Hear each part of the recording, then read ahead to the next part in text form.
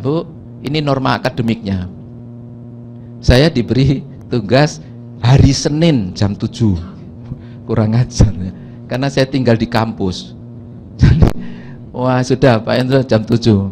Terus terlambatan 10 menit. Ini janjian sama mahasiswa. Berapa menit boleh terlambat? Ada yang bilang setengah jam, Pak. Setengah jam. Kamu tinggal di mana? Kampus, Pak. Loh, kampus ke saya kos, Pak. Orang yang kos itu sekitar 20 lebih, Pak. Kalau saya harus mandi jam 7, itu antrinya jam 5, Pak. Gitu. Jadi dia alasannya betul ya. Terus saya bilang, udah enggak usah mandi lah ya. Ya. Toh enggak tambah ganteng, saya bilang. Udah sikat gigi aja, udah. Terus itu sudah. Enggak tambah ganteng. Nanti kalau sudah selesai baru pulang mandi. Terus janjian akhirnya setuju 10 menit. Tetapi ini berlaku bagi saya. Jadi janjiannya, kalau saudara terlambat 10 menit, tidak boleh masuk, boleh ikut kuliah, tapi di balik kaca. Gini, nah, boleh, tapi tidak boleh absen. Setuju? Setuju. Tapi kalau saya terlambat, you absen, laporkan ketua jurusan bahwa saya tidak masuk. Nah, saya pernah, Pak, ada tamu terlambat 10 menit, mahasiswa sudah di luar. Pak, maaf, Pak. Ya, Bapak terlambat. Ya sudah, tidak perlu banyak alasan ya. Karena kita juga tidak nerima alasan kan? Masa alasannya, maaf istri saya hamil. Gitu. Bagi mahasiswa loh, yang menghamili kan Bapak. Ngapain saya bertanggung jawab? Bapak-bapak sendiri yang menghamili kok dipakai alasan ya, kasihan istri itu. Nah, selama proses pembelajaran berlangsung HP dimatikan. Dulu saya bilang gini, ini jam 7.10 ya, saya matikan. Maka semua diambil, tok dimatikan, ditaruh. Jadi untuk apa sebenarnya? Walaupun dalam proses saya tahu ada yang kirim SMS. Kan begini. Setelah dilihat, kalimatnya kok aneh gitu. Kan hafal MN, oh gitu. Saya biarkan saja. Jadi itu penting. Nah, pengumpulan tugas ditetapkan jadwal. Saya beri tadi kan jadwal. Terus saya tulis, dilakukan sebelum pembelajaran dimulai supaya tidak ribut. Jadi anak masuk, saya sudah kasih meja, silakan kumpulkan. Semua kumpulkan. Nah, terus saya tulis bagi yang terlambat nilainya hanya 75%. Bila terlambat 1 hari menilai 50%. Lebih dari 1 hari nilainya 0%. Dapat nilai tapi 0. Kalau tidak mengumpulkan ini janjiannya. Jadi kita memaksa dia. Terus kenapa? Saya tidak mengatakan saya kurangi 25. Mengapa, Pak? Bukan. Siapa dosen komunikasi? Ya, kenapa dapat dari nilai? Kok tidak saya kurangi 25? Namanya positive reinforcement, teori komunikasi itu. Jadi kalau saya kurangi, itu saya negatif reinforcement. Hak saya dikurangi. Kalau ini enggak, sebetulnya kamu 0, saya beri. Loh gitu. Wah, Bapak ini loh filosofinya bagaimana? Sederhana. Kalau kamu sudah dipanggil Tuhan, bisa enggak?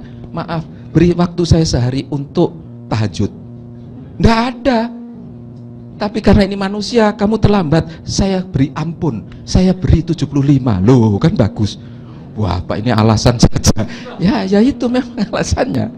Tapi kalau lebih dari 1, 0. Tapi ini ada mahasiswa yang terlambat lebih. Terus dia bilang, Pak, boleh enggak, Pak? Saya terlambat masukkan. Boleh, nilaimu 0. Oke. Saya cek, hasilnya sangat bagus. Karena anak-anak orang yang seni itu biasanya unlimited ya. Jadi perfeksionis. Maka dia waktu itu tidak dilihat terus.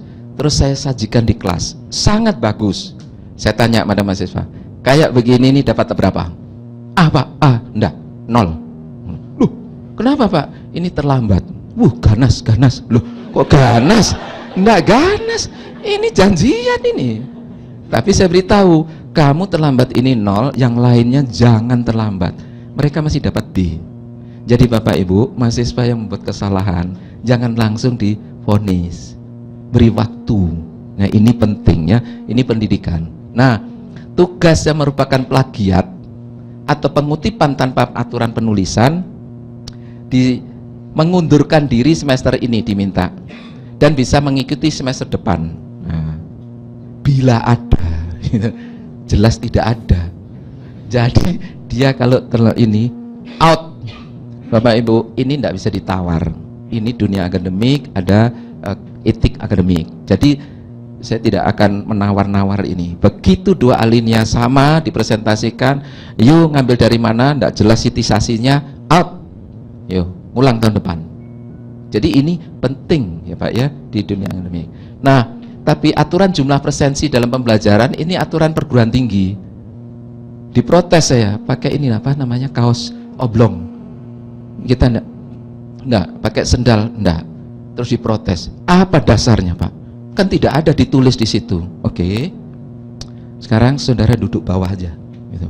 Loh, kenapa, Pak? Loh, tidak ada ditulisnya harus duduk atas, Saudara. Ayo. Siapa yang nyuruh saudara duduk atas? Ayo, pilih mana? Saudara duduk bawah atau saya keluar? Kan nggak ditulis itu. Jadi Bapak Ibu, mahasiswa kadang-kadang minta kebenaran ini ya. Tetapi saya juga bilang, jangan dikira kalau cewek-cewek semua hadir di sini kuliah pakai bikini saya tidak seneng. Seneng, tapi tidak bisa ngajar. Gitu saja. Apalagi sebelahnya tambah gitu. Lah kapan pelajaran jalan? Jadi sebetulnya untuk menjaga begini ya, bukan soal saya tidak setuju dalam artian itu. Nah, tapi nilai terbaik mendapat penghargaan. Nah, kuliah yang saya bilang, siapa yang dapat A saya tunjukkan. Buku Rhonda Byrne ya, namanya The Secret. Oh, itu buku 50.000, the bestseller. Waduh, bagus. Akhir semester saya Pak, mana Pak bukunya? Saya dapat A. Oke, yang dapat A berapa? Ada banyak Pak. Ya, ke fotokopi kamu ya. Oh, wah Bapak ini. Oke, nah ini tugasnya.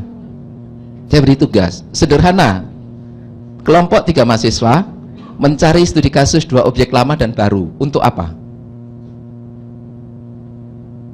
1 membandingkan, kedua apa? Reference. Jadi yang lama referensinya saya beri tahun ini, yang ini yang terbaru. Mulai tahun 2000 gitu. Maka dia harus ambil dari ini.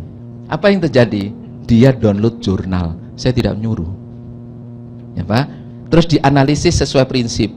Dari mana orang bisa menganalisis kalau prinsipnya dia tidak tahu? Nah, prinsipnya saya tidak kuliahkan, cari ini bukunya. Jadi nilainya gini. Ada tugas banyak, tugasnya 3, tadi ABC ya. Tapi begini. Ini cara menulis saya di tugas itu kan tinggal titik-titik. Saya ubah dalam kalimat. Begini. Mencari contoh penerapan prinsip dalam karya. Ini kan teori ya. Tujuan yang tadi ditulis di situ. Kemudian ini. Bab pertama adalah mencari, merinci, menguraikan dengan memberi penjelasan makna suatu prinsip. Prinsip rancangan minimum bersumber dari 2 buku referensi disebutkan. Nah, sudah selesai. Saya nggak ngajar buku itu. Maka saya tagih. Mana bukunya? Bukunya ini Pak. Ini halaman ini, prinsipnya ini, halaman ini, prinsipnya ini. Dalam bentuk PowerPoint. Ini saya tulis. Bab pertama. Bab kedua. Mencari contoh penerapan. Tidak ada buku itu. Jadi dia mesti menganalisis itu. Kemudian ditulis di sini. Objek karya harus saudara beranggap kualitas. Karya tersebut harus diberi keterangan apa objek itu, siapa arsiteknya, tahun berapa dibangun. Bapak Ibu tahu kan, objek yang kayak begitu hanya ada di jurnal. Di tempat lain tidak ada data itu. Jadi saya tidak pernah mengatakan yuk baca jurnal, tidak. Tapi objek yang distudi saya beri indikator. Maka mahasiswa itu download dia. Jurnal terakhir apa ini? Cari data ini. Kemudian saya tulis bagaimana unsur itu hadir. Ini penilaian. Bapak bisa lihat ini. Kriteria penilaian. Ini metodenya.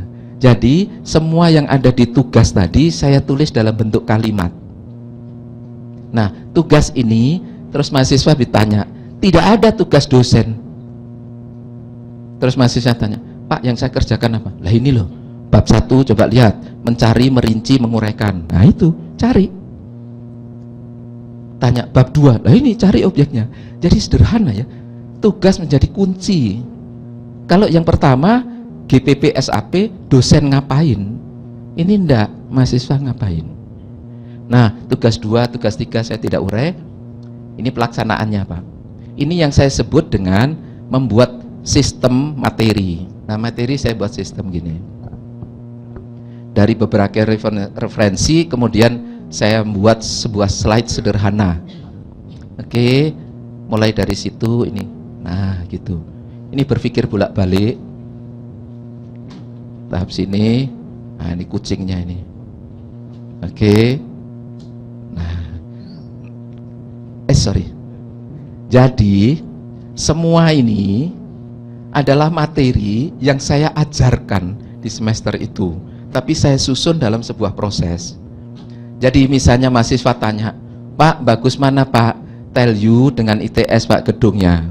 Oh, kamu mau menilai harus tahu kriteria rancangannya. Itu ada teori knowledge-nya.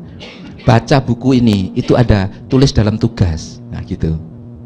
Pak, di Bandung kan banyak gunung-gunung begini Pak. Bagaimana merancang yang bergunung dengan kita yang rata? Oh, ini studi lahan dan lingkungan. Ini ada bukunya. Ini tulis dalam tugas. Loh, itu enaknya dosen.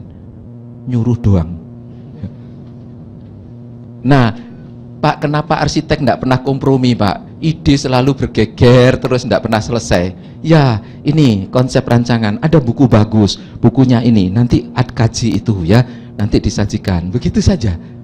Nah, kalau nanti pada presentasi ternyata ada bundaran ini tidak ada yang membahas, mahasiswa sering-sering tanya, Pak, ini apa sih Pak isinya? Nah, laptop itu modul ini ada, klik, maka saya sudah siap.